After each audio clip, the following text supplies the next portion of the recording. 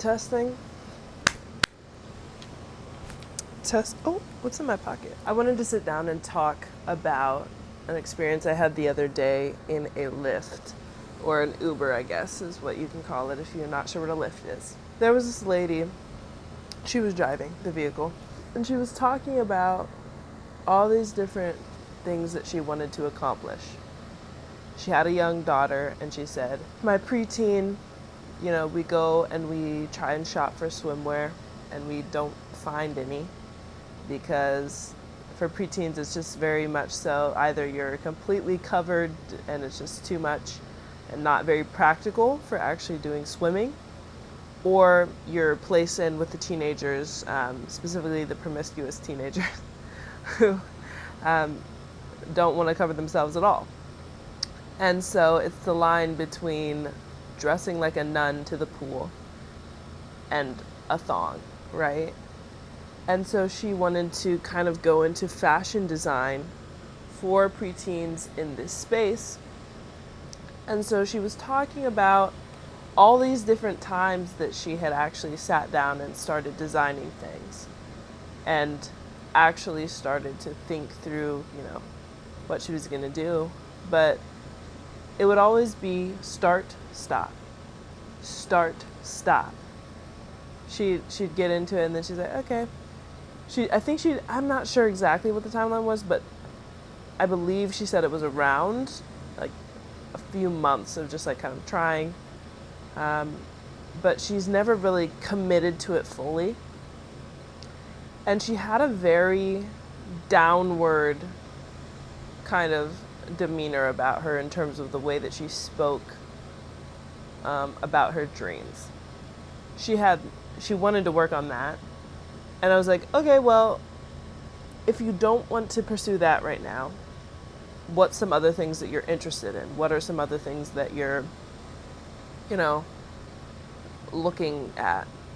And I mean, obviously she was driving, she was doing Uber, and then she had, I believe, a 9-to-5 that I don't remember the details of, that, but she had another job. And she just kept saying like, I don't know, like, no, I don't know. Like, she was like, let me actually kind of recreate how she was. She was like, kind of just like, very, I don't know. And she also mentioned she was trying to find herself. And I was like, okay, have you found yourself? She was like, I think I've almost found her. So that's exciting. I never wanted to discredit the journey.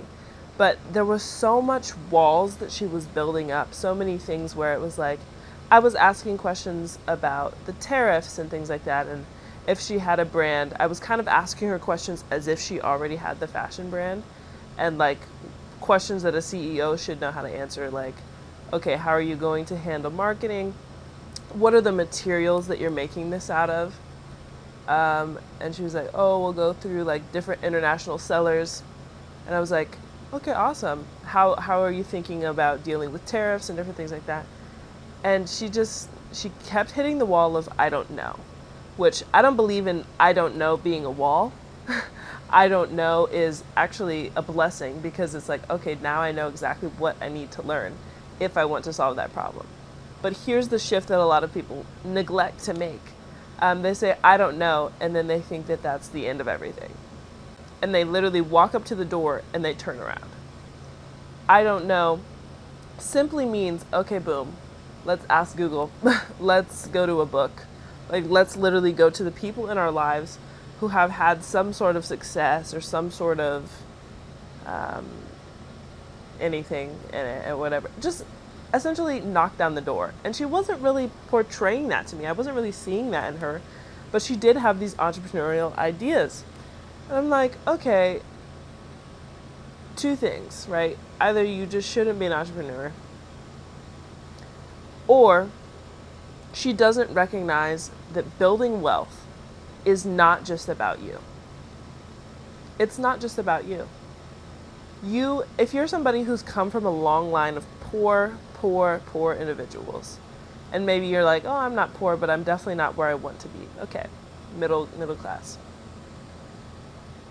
And you're operating out of, well, tomorrow for years. She literally said, and it kind of like threw me. She was like, well, I just don't want to waste time.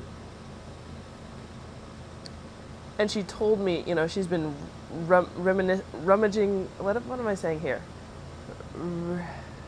Reflecting? There's a word that I'm forgetting. The point is, she's been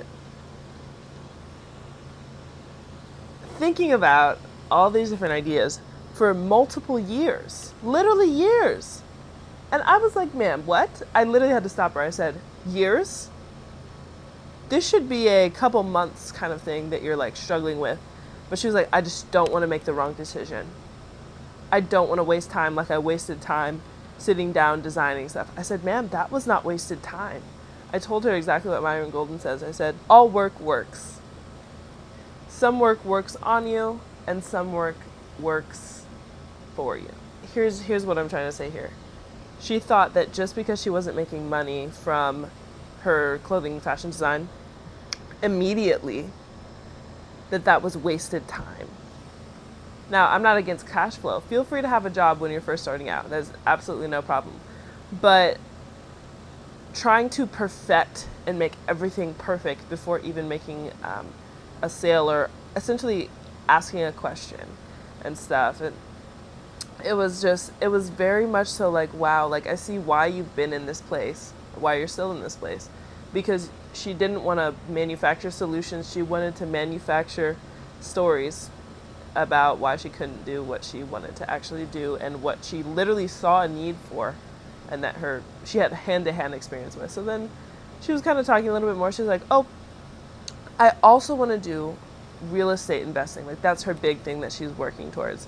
I'm like, awesome. Okay, how are you going to get the capital to invest in your first property? Then it kept getting into that I don't know. I'm like, ma'am, don't talk to me. She really didn't know who she had in the back of her car. And again, this wasn't a conversation where I just was like, da da da da. I asked her if it was okay to like kind of give her some advice. But she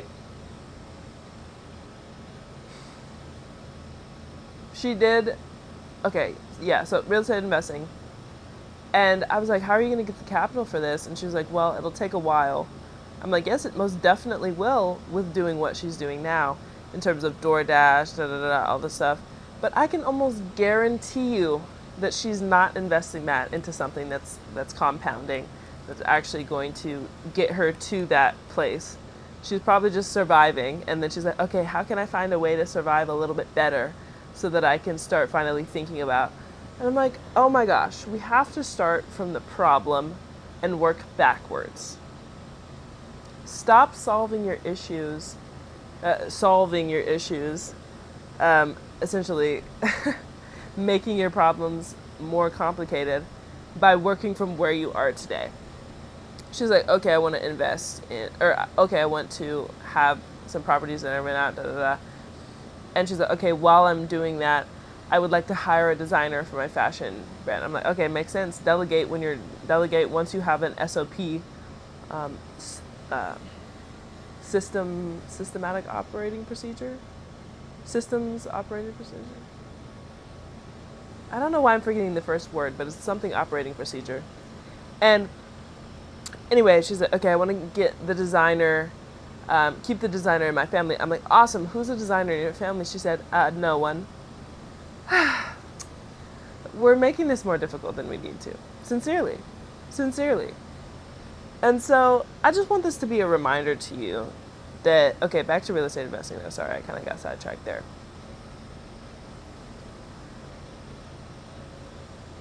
You can't solve a problem with more problems. She's effectively taking time away from herself to work all these different jobs just to survive, which I completely understand is extremely important to, eat and to give your children food to eat. Not saying anything against that, but completely neglecting the thing that would be able to help get her out of that reality and just staying in that cycle because it's more probably mentally easier. It's not going to work long term if you want to start investing in anything, whatever. And like I said, I don't know the entire context of her investment portfolio, right? I don't know all of this.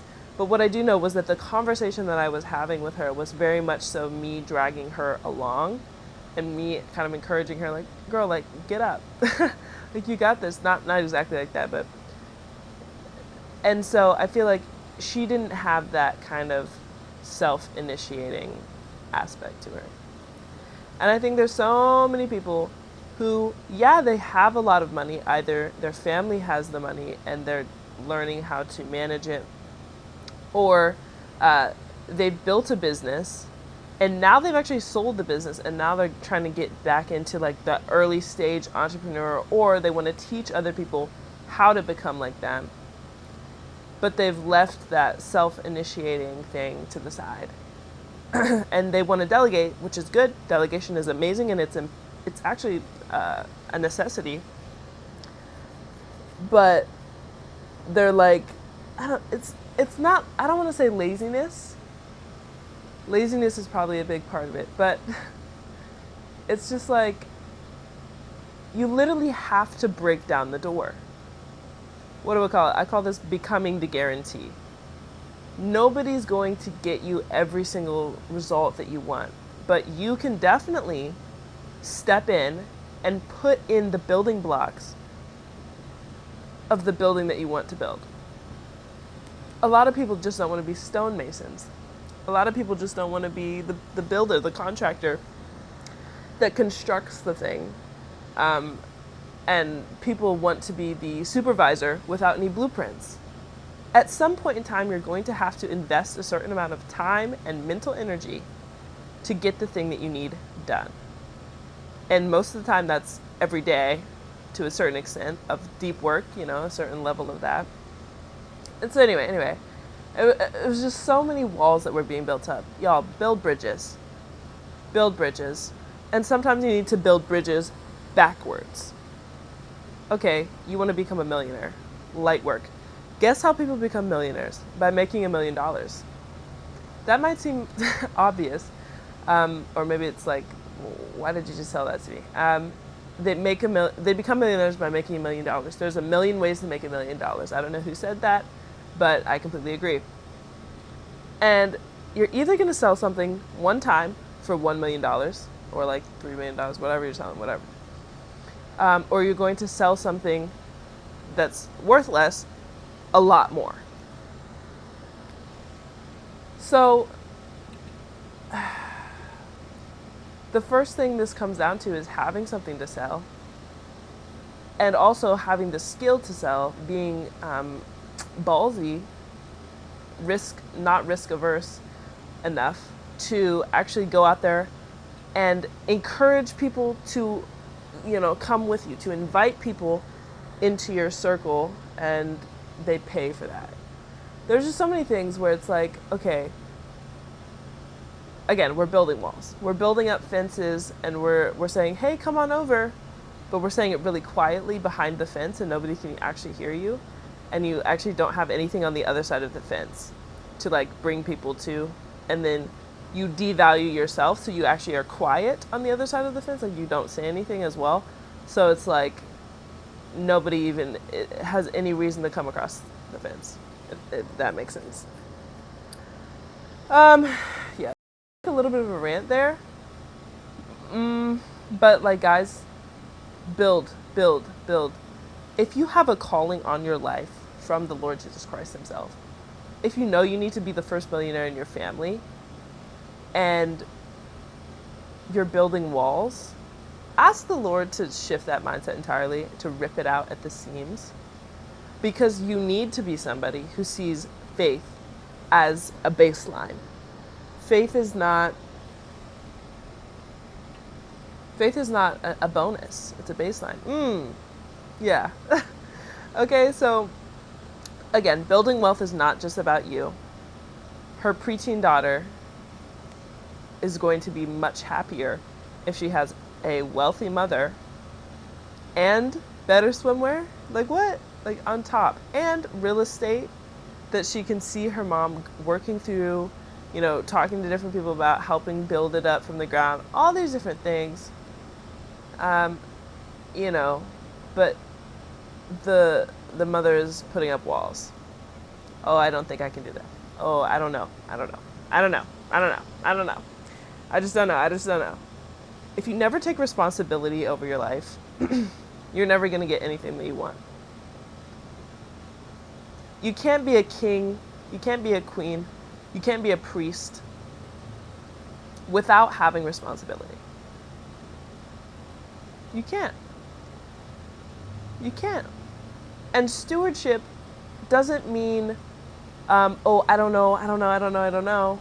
I just manage. It's kind of like that servant who, again, hid the talent in the dirt, which anyway. Yeah. Okay, I feel like if I don't stop the video now, I'm just going to keep going. But again, building wealth, not just for you. Go out and figure it out. Figure it out. ChatGPT, AI, it gives you so many options. Okay, maybe you've hit an I don't know. How do I ... It's as simple as that, guys. And then it comes down to actually doing the things day by day that will take you to where you need to be. This has been Amaraa Nnolim. I'm a personal branding consultant. This video was sponsored by my group. Feel free to fill out the quiz in my description. We can work together, or you can just get access to my newsletter, whatever you want. I'm here for you. If you want prayer, connect with me on Instagram. My handle is Amaraa Nnolim, AMARAANNOLIM, 0 spaces, my name. So, yeah, happy Wednesday. Go be great. Go make $1 million. Go make your first sale. Go make your 20th. Go make your 50th. Go make your 175th sale this week. Yeah. All right.